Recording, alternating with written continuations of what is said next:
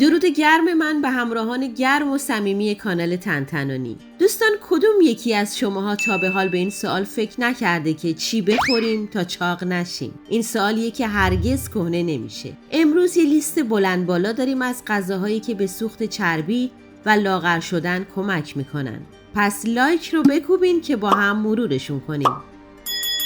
شاید براتون جالب باشه بدونین که غذاهای نارنجی رنگ چربی سوزهای فوق‌العاده‌ای هستن. کدو حلوایی یکی از اونهاست. علتش هم اینه که مقدار کالری اون در مقابل آبی که داره 15 به 85. به زبان ساده‌تر انگار یه پارچه بزرگ آبه. البته آبی مملو از انواع مواد معدنی، فیبر و ویتامین. اینه که کمک میکنه فوراً احساس سیری به سراغمون بیاد و از خوردن غذاهای پرکالری دیگه‌ای که روی میزه دست بکشیم.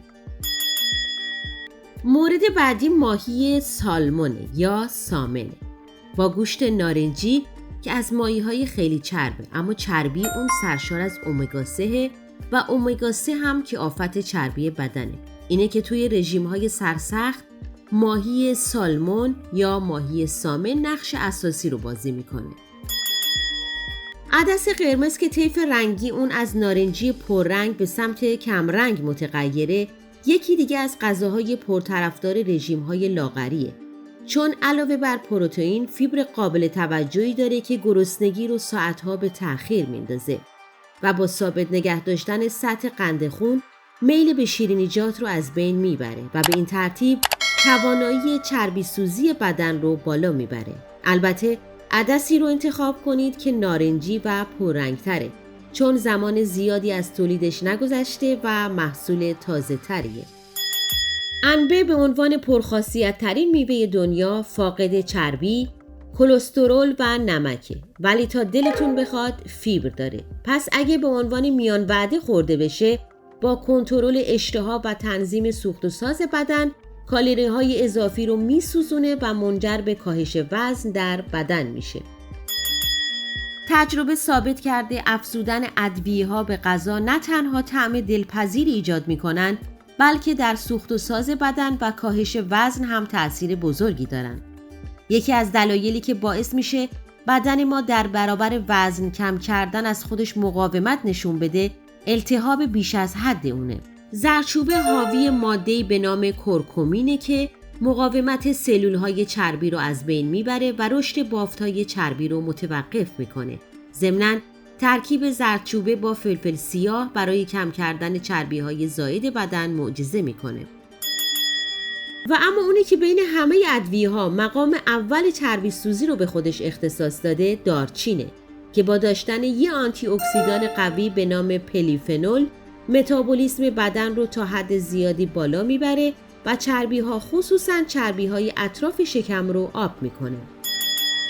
نوبتی هم باشه نوبت یک میوه گرمسیری جوندار خوشقد و بالاست که اگه درست مصرف بشه بلای جون چربی‌های ذخیره شده بدنه. تا به حال دوستان هرچی از فیبر گفتیم فیبر محلول بود، اما فیبر آناناس برعکسه.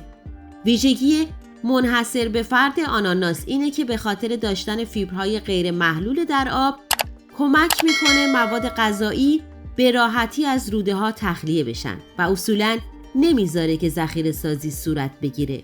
آناناس آنزیم بروملین رو داره که یک ترکیب جادویی برای هضم پروتئین هاست.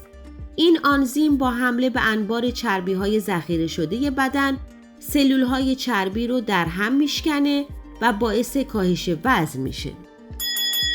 معمولاً افراد چاق رو با چی میشه خوشحال کرد؟ جواب واضحه، غذا و شیرینی. با این حال چرا اونا باز هم شاد نیستن؟ چون هورمون شادی یا سروتونین مغزشون کافی نیست. اینه که اونها میرن سراغ پرخوری کردن. حالا سروتونین رو از کجا میشه پیدا کرد؟ زعفران یکی از گیاهانیه که خوردن و حتی بوییدنش باعث ترشح هورمون سروتونین یا هورمون شادی در مغز میشه و اشتهای کاذب رو کنترل میکنه. این طلای سرخ علاوه بر شادی بخشی با تنظیم سوخت و ساز بدن باعث کاهش وزن هم میشه.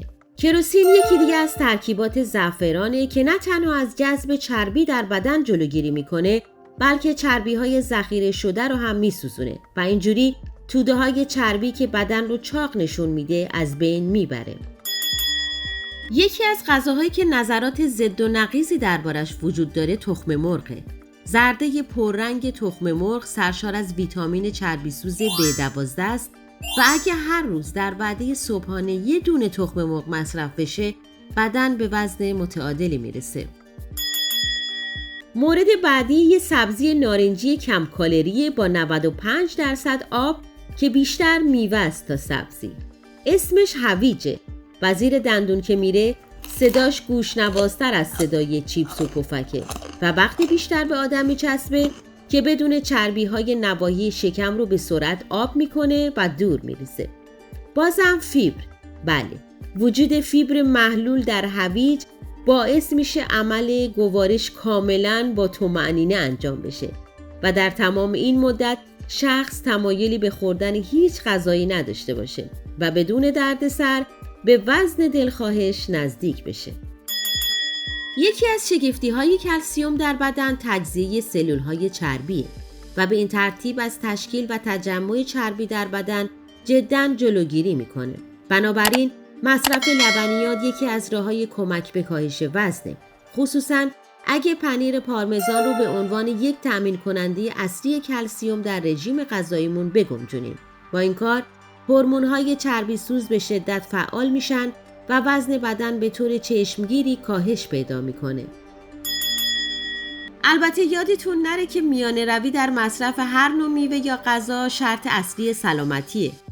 دوستان جان، همه مطالبی که شنیدین صرفاً جنبه اطلاع رسانی داره. توصیه پزشکی تخصصی تلقی نمیشن و برای تشخیص و درمان بیماری ها نباید اونها رو جایگزین مراجعه به پزشک دونست. از همراهی همه شما مهربون و صمیمانه ممنونم. عزیزان، این برنامه یک نکته انحرافی داشت. اگه دوستان باهوش ما متوجه این نکته شدن، حتما توی کامنت برای ما بنویسن. و اما دوستانی هم که اولین بار با ما همراه شدین، لطفاً با سابسکرایب کردن کانال تنتنانی همراه همیشگی ما بشید و اگه برنامه رو پسندیدید لایک یادتون نره. خوشحالم میکنید اگه نظرتون رو راجع به این برنامه کامنت کنید. دوستتون دارم.